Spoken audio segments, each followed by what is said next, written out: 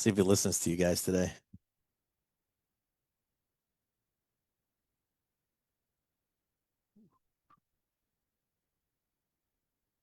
It says we're not on, but I believe we are. We are. Forward this to the web.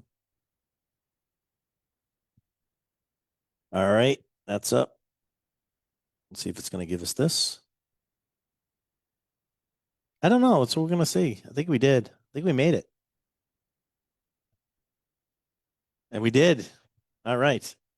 All right. Actually, I'm going to move this over here with Randall. And we're going to do it right from here, which I think makes more sense. All right. Let's do it. Let's do it. We'll do it live. We're going to do it live. What's that? What's that? No. Get rid of that. I don't know what that is. All right. We'll get rid of that. Okay, everybody. It's Wednesday, so it must be Whiskey Wednesday. Yeah. So we were trying to decide what to do, and it was Ryan's choice. And so I just put like projects, barrels and projects. And it really should have it was pretty dang close. It should have been adventures and finishing. Yeah. I lost because I said welcome to the projects. Yeah. And I wanted to have Yeah, that doesn't fly, buddy. Okay. But a little bit of the stuff that's available, stuff that's coming out. So you're getting a sneak preview, a little bit more of an explanation and in-depth dive, answering some questions about what and how and why, and just the behind the scenes kind of like. Yeah, some pretty cool stuff in here. And the other part is too, is like all of a sudden stuff is going to come in fast and furious as we're getting into the fall time. And I want to keep everybody up. John does a great job, of course, of tasting people out on the weekends and stuff like that with this frisky whiskey wagon. But sometimes it's better to sort of see some of the new stuff that's come out. We get a couple surprises tonight. We got one that's not available or has any plans on being available. We have another one that just come out to the state. We actually have like the first bottle here that you guys are going to get to try before anybody else. It's not a lock and key project. We have a couple in here that are not lock and key projects, but we thought it would be interesting to go through and taste some stuff. And we're going to start off with number one because that's how numbers work.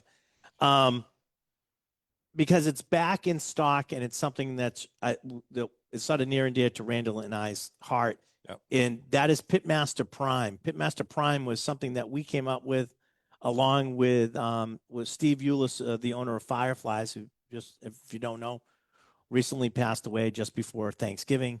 And we got together. We went to Kentucky. We actually filmed a whole sort of show about it and decided to make a bourbon that he could make consistently that would go with his barbecue food. So we came up with Pitmaster Prime. This is Pitmaster Prime 5.0. So the fifth version. The fifth barrel and of this. One of the things that was interesting with this project is, unlike other single barrel things where each barrel may be a different kind of expression, Makers uses a very consistent base product. And so by adding or adjusting the type of staves, each are like think of it as like a flavoring stick or flavoring staves, you can get to a consistent type of flavor. So between the Pitmaster barrels, right, aged in a cave to take out some of the environmental influence because it's a little bit more stable temperature, but using the exact same stave combination, we've done a very consistent rehash of each of the projects. And now we're on the fifth version. So they'll all be a little bit different because, it's still a living, breathing product. So you can't be, but as far as consistency goes, this would be the most consistent from barrel expression to barrel expression that we present in any of the stuff we do. So, I mean, that's the whole idea behind this is actually to be a consistent flavor profile. So try that one, see what you guys think. Let me talk a little bit about what we're doing with that barrel. Sure. So this just kind of came in recently, and it's available as you see it in the bottle form up here. And it's the new packaging. We've actually done, I think, almost every different iteration of bottles that the private selection has had so far. Right. But we also have launched a third version of a wheated bourbon at Bully Boy using some of the staves that they gave us and a special barreling combination to begin another version of a Bully Boy project that we've rolled that barrel into. And that just literally is this week going into the barrel. We'll be sampling that and trying to make sure that that's aging to the point where we like it, and then bottling that later. But you're seeing the sneak preview of that project By trying this in one. the flavors that you see in the bottle here. So for those of you who've tried Wicked Zach and Wicked Zach, those are iterations of what we're going forward and doing some fun different things with those staves and some other barrels that we have in stock that we're sort of playing with the guys at Bully Boy with their fantastic. We've been doing their bourbon, which is a wheated bourbon, just like Maker's Mark, but they use a malted wheat. So very, very different, and it's coming out. It's come out fantastic, and we've been so happy with the stuff that's been going on with that. So, what do you guys think of the Pitmaster Prime? Yeah, I get that little like sort of mocha sort of taste profile to it. I think it's really good. I was as it was supposed to be here. It got like a not delayed, but it's a wholesaler thing. Um, I was getting calls every day from Fireflies. When are we getting it? When are we getting it? I said, it's coming. It's here. It's in mass. As soon as you get your order, it should be on your next order. So this is now also available at Fireflies as well as here at Julia's. By the glass, right? By the glass. Yeah. And also, for those of you who don't know, we do have what we call gatepost stores. We have certain stores across Massachusetts that are allowed to sell lock and key products. They all asked for some of this. This is not technically a lock and key product, but they even asked if they could have some of this. So each of them got like a case or two of this too, which is Four Seasons out in Hadley, Cape Cod Markets out in the Cape. There's three of them out there. We got a new one, Parkway. They just came on board.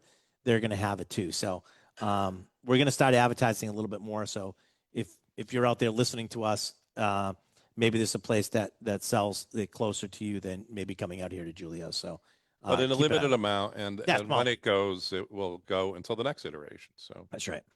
Yeah. What's that? What's the proof? Oh, the proof. Sorry. I should be. So the proof is 111.7.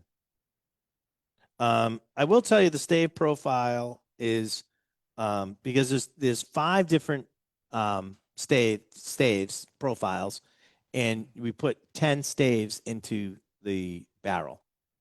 So this one has 2 baked American pure, and then we skipped one because we didn't do any of the seared French cuvee. We did the Maker's Mark 46, which is that's what the one they used to make Maker's Mark 46. Okay. So that would have, if they did that barrel, it would be 10 staves of Maker's Mark 46 would be in that barrel, and that's what they use to make that. 5 roasted French Mediant, which is where you're getting some of that cocoa and chocolate flavors from, and then 2 toasted French spice. So that's the stave combination on this one. So all Pitmaster will have the same stave profile. So all 5 barrels have had this one. We had our own that we were doing, and those all had the same stave profile too. Yeah, and there was a stave in there that they don't make anymore. So we came to the end of that, and we said, you know what? We can't really do that one anymore. We're going to stick with the Pitmaster Prime. And one of the reasons we actually are doing that too is $5 for every bottle sold goes to the Steve Eulis Culinary Scholarship Fund. So just know every time you buy this, $5 is going to that too. All right. And then just to piggyback on this whole thing, if you love barbecue, you love a great bourbon selection, even if it's not this Pitmaster Prime 5, they're open for business. They're doing a fantastic kind of business this summer. And I think we have some whiskey dinners coming up later in the fall as well. So the first whiskey dinner will be on October 28th, and it's going to be Hirsch is going to be the first dinner that we're doing. So Hirsch Bourbon is going to be the first dinner that we're going to do. And that's going to lead up to, which just got announced this week too, is Whiskey Roadshow will be November 1st, Saturday, November 1st, 5 to 7. That is now out there. You can actually buy tickets for that now if you haven't already done it. I think we already sold like 25 or 30 tickets, I think. Um, that's out there now. I will let you know. I think it dropped today. Um, so it's powered by this year's Whiskey Roadshow is powered by the Macallan. We're gonna all have Macallan glasses that look very similar to this one here. The Macallan glass will be there, so you get one of those when you do the event. But they're also going to do a master class on that Saturday at 2 o'clock. So November 1st, Saturday, 2 o'clock, there's going to be a Macallan masterclass. So check that out. It's going to be well worth it. It's the list is pretty cool. It's a $50 gift card to go. But again, it's a gift card. So Yeah. you'll see the list. The list is very impressive. So I think No, we're doing. I look out over the crowd and they look like they're getting a little anxious. So want to do number two? Let's get into the second whiskey. We'll continue to talk, but I'm going to point out this is the first time Randall's told me to be quiet because usually he's the guy I can't get stopped. yeah. Anyways, the next one, Nelson brought this in for us, which is fantastic for you guys to try tonight. Got it for me so you guys could try it. And we just had it last week with Lost Lantern, and everybody was very curious about it. It's the Frey Ranch, and I got this one here is the non-chill filtered, and this is the Weeder. This is actually somebody else's single barrel, right? Liquor lineup. So this is one of their single barrels from Frey Ranch. Frey Ranch is a estate distillery, which means everything is really grown, fermented, and distilled all on the same property. So Nevada, all the right? grains and stuff like that are all done. You would think of Nevada that way, but that's exactly what they do. And this is not the thank you so much for bringing that in. This is just a special bonus pour, not available anytime. We've been But a trying. different expression from something that was available out of state in the Lost Lantern Independent Bottlers version. We do have a little bit left of that one if they're hankering to go, and that one's very good. A lot of people tried that last week. I will let you know that I was in Texas at the Texas Package Store Association's trade show in San Antonio this year, and I did talk to the people at Frey Ranch and try to convince them that Massachusetts should be their next market. That's close. So let's see. We'll see what happens on that. What do you guys think? Nice, right? There's a reason everybody's looking for it, right? All right, let's do the next one. Number three. Number three is got two ugly guys on it. It's the liquor talking. It's from rare. It's rare character. It's a single barrel. This is a weeded straight bourbon whiskey. This is an 8-year-old, 6-month. The proof on this is 123. Let's see what I can tell you if you need to know. Rare character. It's rare character, cast strength. So this is going to be a series that Randall and I decided to do. It's all going to be. It's all the ones that we do in this series will be called "It's the Liquor Talking," but the picture on it will all be different. Right. And the cork we've named the Shameless Plug. So that's what's keeping everything in there. The picture that you're seeing on the front of the bottle is, of course, back when we started doing the radio show in Worcester Square. We were told by Front Street. We were told by the radio station, despite all sorts of dubious things going on directly in front of the plate glass window at the radio Does station. anybody know Front Street in Worcester? Yeah, it was pretty rough at the time. And so they were like, well, we don't think you can sample to do your yay or the nay or the Yeah, we don't want you drinking in the studio. in the studio but while we're watching, like horrific things happen just outside the studio. So we would take a bottle in a paper bag onto the Worcester Public Library steps, which is where this picture was taken. Absolutely no issues, just drinking in public, literally 50 feet away from the radio station outside. So that's the Worcester what Public the Library. picture That's at the Worcester Public Library. Yeah. So, yeah. No one bothered us, which was surprising. Well, no, that's at a long closed. I know where your mind is, but that's Jim on his way. He's like went to the Parrot Cinema. Did I ever tell you that story? Do you guys know? Did I ever tell you that story about the Paris cinema? My grandmother, my grandmother wanted to take all her grandchildren to the movies, A show? and she found out that they were playing Snow White and the Seven Dwarfs. So needless to say, my grandmother's got like I think probably at the time probably 6 out of 8 of her grandchildren, and she's having an argument with the guy at the ticket counter, and she's going like, "I want to take them in to see Snow White and the Seven Dwarfs." The guy's like, "Lady, this is not that type of movie." Needless to say, we didn't see Snow White and the Seven Dwarfs at the Paris Cinema. For those of you who don't know, it's an X-rated movie theater. So at the time when that was happening, so luckily that guy saved us all from further damage to our young minds. But So whiskey number 3, it's the liquor talking version of Rare Character, and we hope you enjoy that. That's what do you guys think of this one? Is it okay? 5145. Yep, I love this one. yeah. It's so dark too. I mean, if you get it on your plate though, it's so dark. There's a couple cases of that left, right? Yeah. Yeah. A lot of that stuff is we get down to like this one and that one. We had a little bit more of this than this when we did it, but they're going pretty well. I want to make sure everybody got to at least try that. What do you guys think? Good? Is liquor talking on that one? I always find it with weeders, you get more of the barrel character, but not so much wood. I think you get a lot more caramels like show through, and I think wheat sort of gives a different mouthfeel to it than when you do with rye. Next ingredient, rye. So I do like that one. All right. I don't want to give anything too away on the next one. So I'm going to be very careful, Randall. This is really my warning to Randall. Number 4. Number 4. Number 4 is Randall, keep your mouth shut. this is called Derby Day because we were actually picking this as the horses were crossing the track on the Kentucky Derby here at the While store. wearing derby hats. We were wearing derby hats. Only Randall was. And it was one of those frilly hats. It was really weird. Anyways, I digress. It was what is that called? It's not a spectator. Oh, you're a spectacle? No, the hats, the fascinators or what? Fascinators. Yeah, there you go.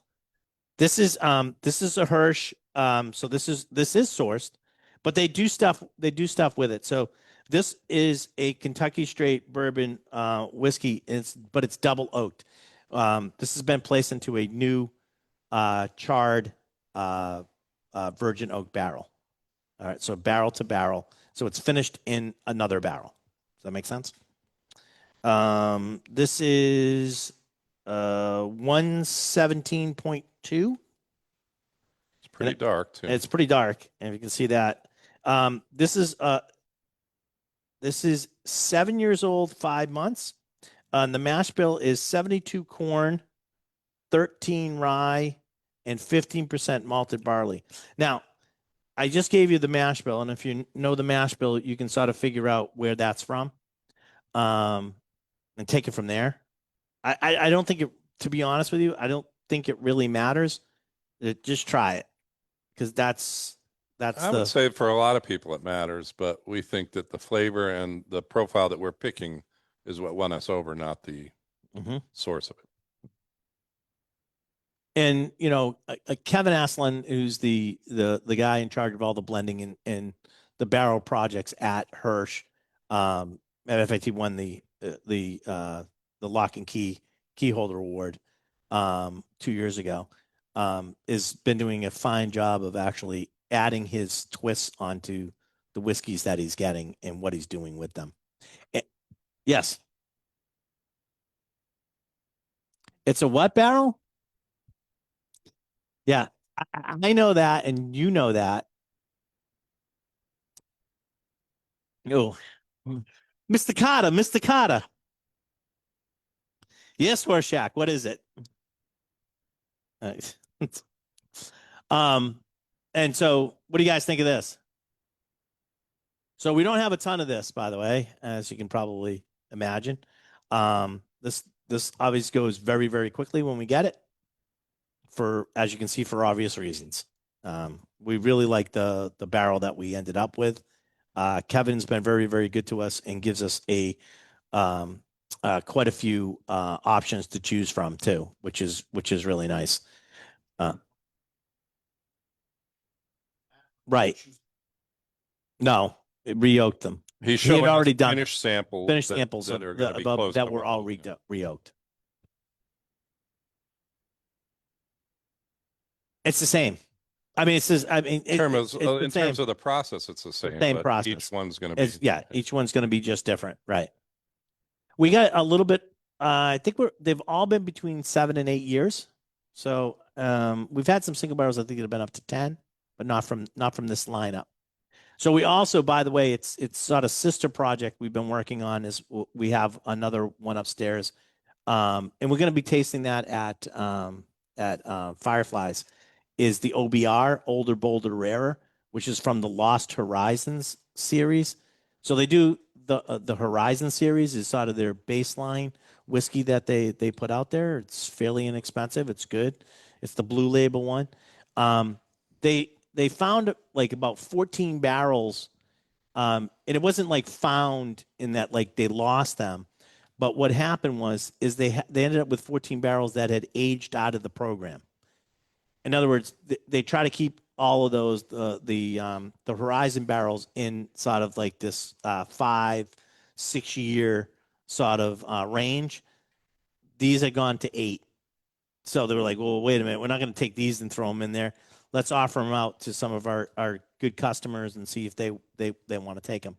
They hadn't even come up with the name Lost Horizon. We came up with that, and we changed the packaging around a little bit just to delineate that.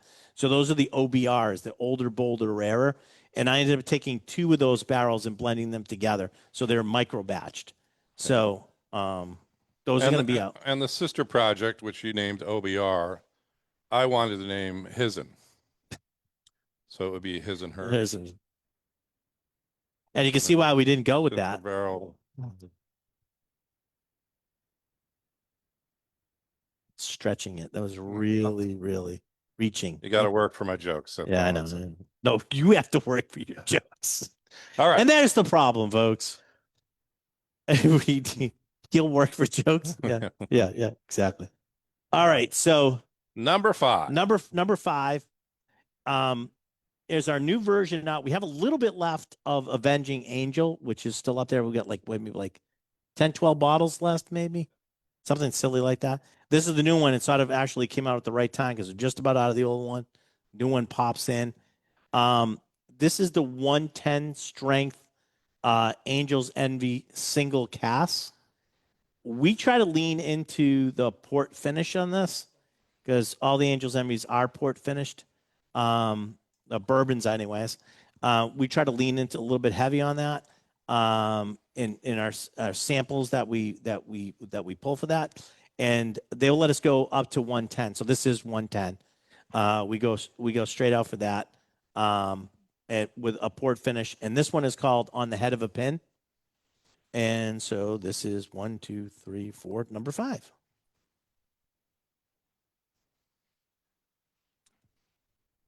Anybody here big fans of Angel's Envy port finish? So this one, what we've been finding on these is, although they did it different this year, which I was really happy with, is they've been doing a cask strength. And to be honest with you, some of these that we were getting would rival the cask strength. Because the cask strength isn't that much higher in the ABV than the 110. But now what they're doing with the cask strength, and I think they should have done this, and I'm glad they did it, is they've been using 2 different finishes. They've been using a tawny and a tawny port and a ruby port for that. So if you see the new ones out there, they're not just a cask strength of the regular expression. They're usually they're going to be something different. So keep that in mind. What do you think? You like it? Yes? No? Maybe? Good? I like this one. I think this one, I was really happy with this one. And what's good is even though they're owned by, there's a really good, if you go on YouTube, there's actually, I've interviewed the master distiller and blender, Owen. He's a really nice guy and get some nice insight on that too. So it's really, really good. All right. I haven't had the next one. Watershed. What did you read? Waterhead. Oh, Watershed. All right. This is just coming to Massachusetts. Our rep, Brian Johnson, was in today, and he left the bottle for you guys to try tonight, which I thought was very nice of him. This is the Watershed Distillery barrel strength. This is their fall finishing series. This is 5 years old. This is finished in maple syrup barrels. Let's see. This is batch 2, and this is at 109.2. And he did send me the stuff so I can tell you, because the mash bills on these are all the same. Watershed bourbons are never sourced and have the same mash bill. 7% malt, 21 rye, and 72% corn. I'll have to teach him how to write this next time. Char 5 from Speyside Cooperage barrels, finished in Watershed maple syrup. The barrel previously held Watershed the regular bourbon. Then they put the maple syrup in it, and then they reused the barrel to age this. Okay. From a local farmer, they're getting it from a local farmer. It should say Sugar Shack, in Canton. For 90, they've been aged for 90 days in the maple syrup barrel. This is all from Ohio. We Not actually, Canton, Mass. not Canton, Mass. We've been like, it's funny when we've been trying some of the Watershed. They've done really, really well. I think it gets sort of dropped off, and people don't remember that they liked it. But when we having people try it, they do very, very well. So I'm interested in trying this one too. Number 6. And Matt, if you had a field day with Water's Head, you must have gone nuts for Dad Shat. That would have been Dad's hat for all the rest of you people. It was pretty good. I like that. It was good as it didn't go overboard with the maple. No, didn't go. It's there, but it's not. Yeah, exactly. So how I would have written this, by the way, 72% corn, 21 rye, and 7% malt. Usually go from the highest to the lowest, but I don't know. The rep decided he was going to flip that. His huge Water's Head. What'd you guys think of the maple syrup? Good. I thought it was good. I thought they did a really nice job. 5-year-old. They're all. I don't have the pricing on this right now, but I don't know if Gio got it. Let me see if they did. You might not have got it yet because it's not in the system yet. But they've been very reasonably priced for the ages and stuff like that. So yeah, it is sort of plain Jane graphics. Yeah. In contrast to that, we go to the next one, which is totally different. This is our next rare character. This is the new rare character out. This is a single barrel series. This is straight bourbon whiskey finished in a tawny port cask. Tawny. So aptly named, it is a white snake with a katana. So it's not on the hood of a Jaguar. So it is named Tawny Katana instead of Tawny Katane. But this is 59.69 ABV, so 119.38. This is an 8-year-old, 1 month. And like I said, aged in tawny port cask, but it's a bourbon aged in tawny port cask. So try that out and see what you think. I lost out on the naming of this one because I wanted to do Tawny Harding and then have a crowbar as the picture on it, but did not fly. Tawny Katana. Yeah, and I want to say that we got a lineup here with 3 port kind of influences, right? Yeah. And I have just been really kind of geeking out on some of the way that port influences bourbons, ryes, different whiskeys. Yeah, it's really good. So I'm hoping people enjoy this as well. So what do you guys very think? Different from our rare character, It's the Liquor Talking. That's right. It is the nice honorarium for Miss Katane. What'd you get? Did you guys like it? Like the flavor profile?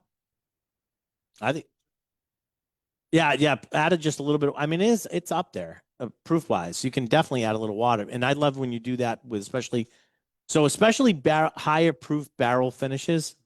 Add just a couple drops of water, and it really wait until you see all the other flavors that you start picking up. It's really really cool. What's that? Johnny's going to post his notes on Friday. He's going to do, if, for those of you who don't know, every Friday on my Facebook page, and Frisky Friday. I usually, I usually put it over on the Julio's page. John does a review. Frisky Whiskey does a review of one of our whiskeys, and he posts it up on Friday morning. So if you're interested in a full in depth, including what you should be listening to when you're drinking something, he's very thorough. You should be wearing, what you should be wearing, what you should be eating, and what you should be listening to are all in there. And if you do all of those things, you enter a different type of nirvana, right, John? Isn't that what it's supposed to be? Sure. See,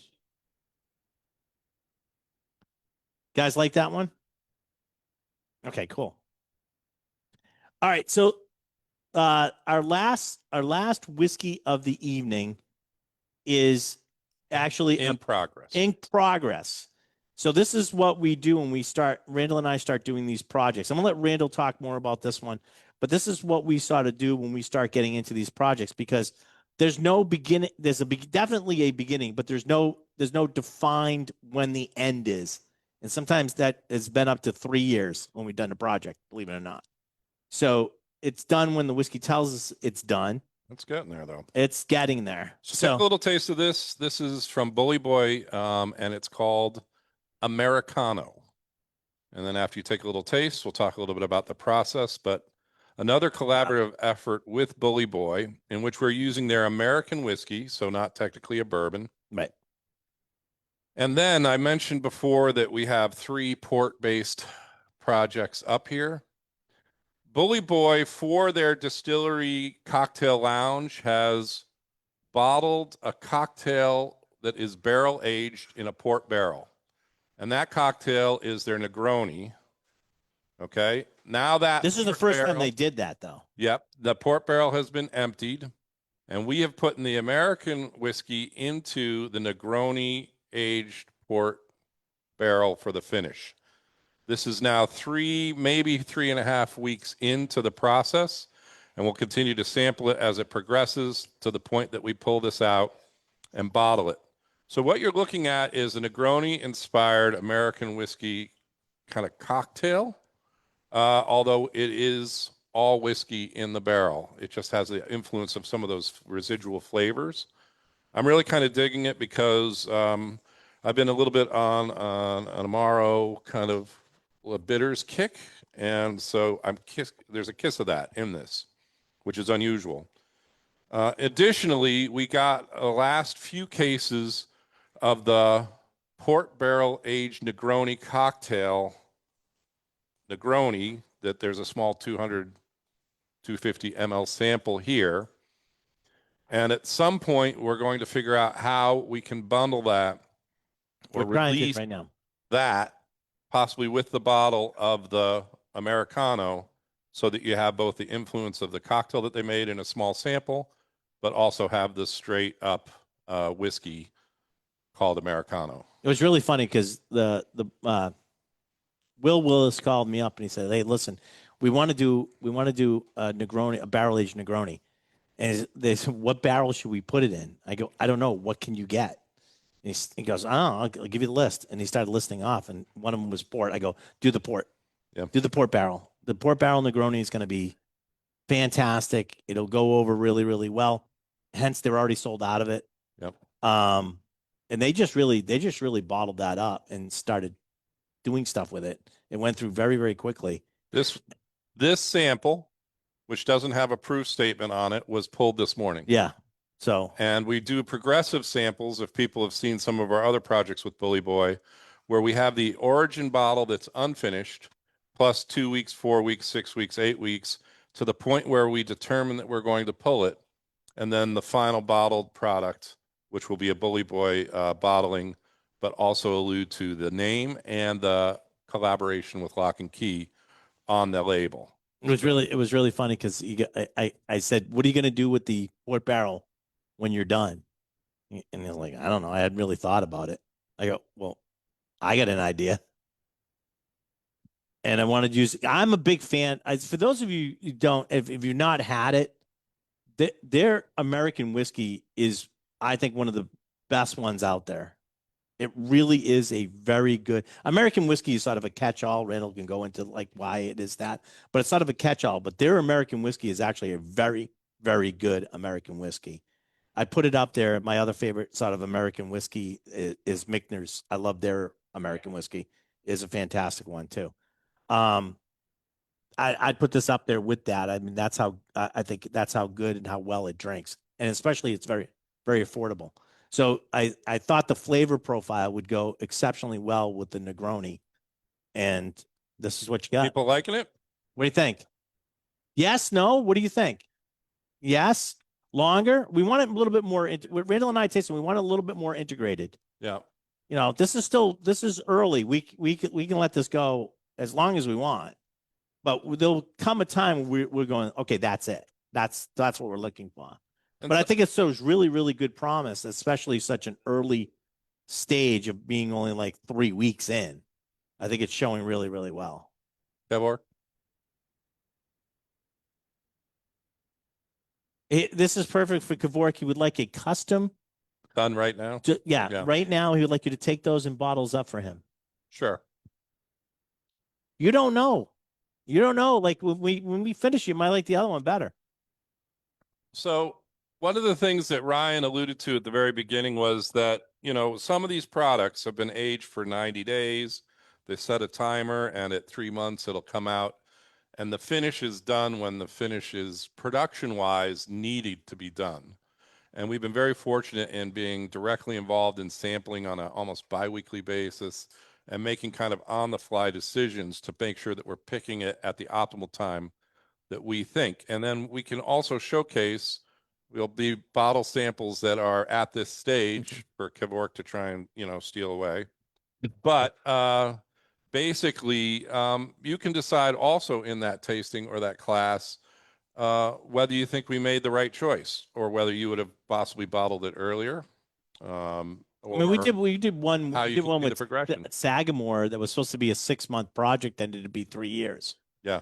So I mean, it can be all over the board. And what the great thing about working as projects with a lot of these guys is that we're not in a time constraint. Like, when distilleries produce things, they're usually small batches, so they're blending stuff together. So they sort of have a luxury of like sort of set it at a certain time and then blend them all together, and it comes out very uniform. When you're doing single barrels, it's not that way. You only have that one barrel to deal with, so it's got to be you're got to optimize it as best you can. And so that's why like we never like throw on. People go, when's it going to be ready? When it's ready. I would argue that at 3 weeks, 3.5 weeks, you could bottle this and still Yeah, I think it's great. The flavor. Kevork will buy it, right? Kevork will buy it, and maybe all of it. I don't know. Not all of it. Okay. You said all of it. Okay, bottle it. Works it'll buy it all. I will let you know about two. Since we're here, we're done. We everybody try everything.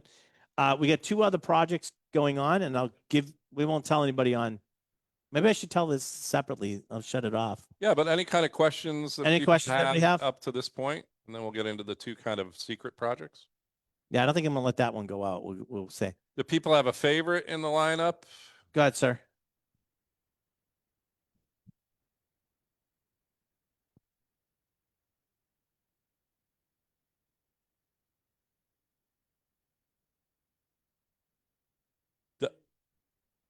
Who does? Who?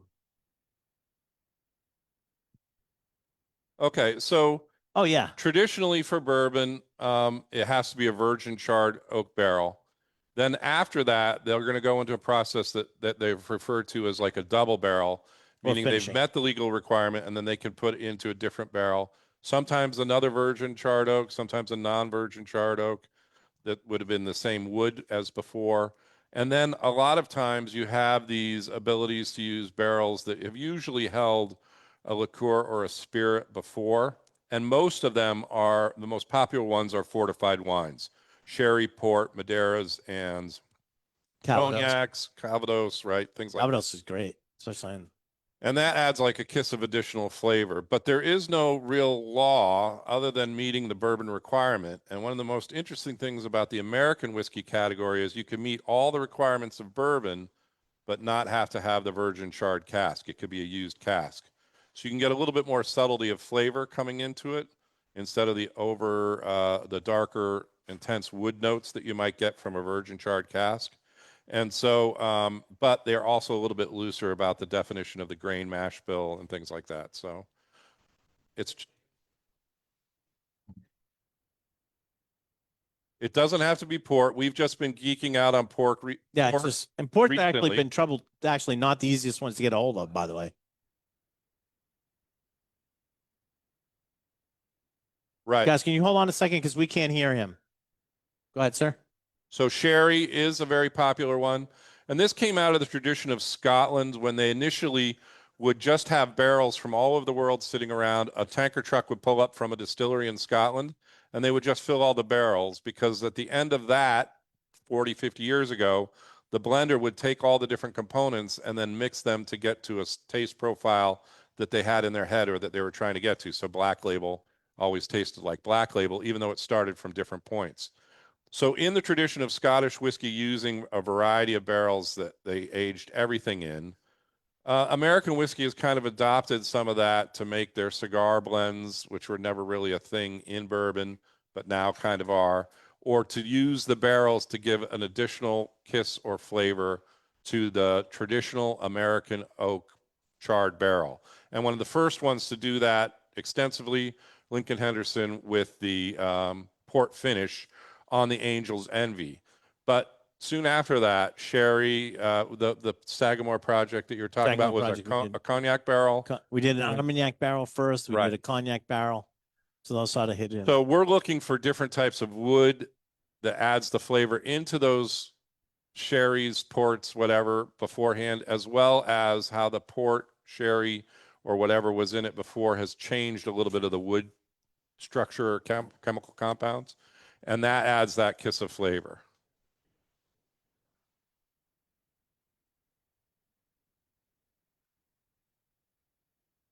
We Yes. actually And did that exact thing with Penelope.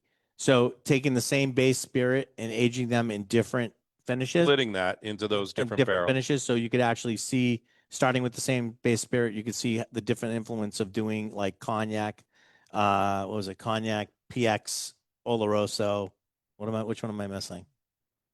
Project Deck. Yeah. Yeah. So I would definitely do it again. I Well, think it was really popular. this was an experiment that we kind of like pioneered. And so the only thing that's different about the Penelope experiment that I would change is I would have a certain amount unaged as the origin Like an flavor. orange, Like so you that, could if taste it was a one bourbon, you more. would be able to taste that plus, samples of each of them so you could see where it came from.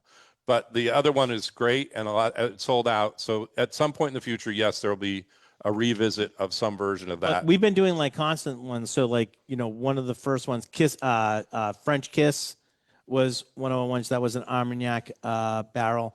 But we also did Roxy, which was a Moxie finished barrel. And that one, just so I don't know if I've told everybody this, I probably have. You probably broken record on that. We sent Roxy to the San Francisco spirits competition. It got a gold medal and a 90 points. So, and we've gotten, yeah, thank you. We've gotten higher than that, but I just was blown away. We had to send that one in because who's sending it, a soda finished rye whiskey that just it's too bizarre. And we're like, if it doesn't do anything, who cares? No one, but it didn't. It did well because the flavor is real. Because Moxie and rye work. See? Yeah. Moxie. So we're not going to do any Moxie-based project, but when we finish on the thing, I'm going to give you a couple of the projects that we're working on. Yep. And there was another question back. Yes.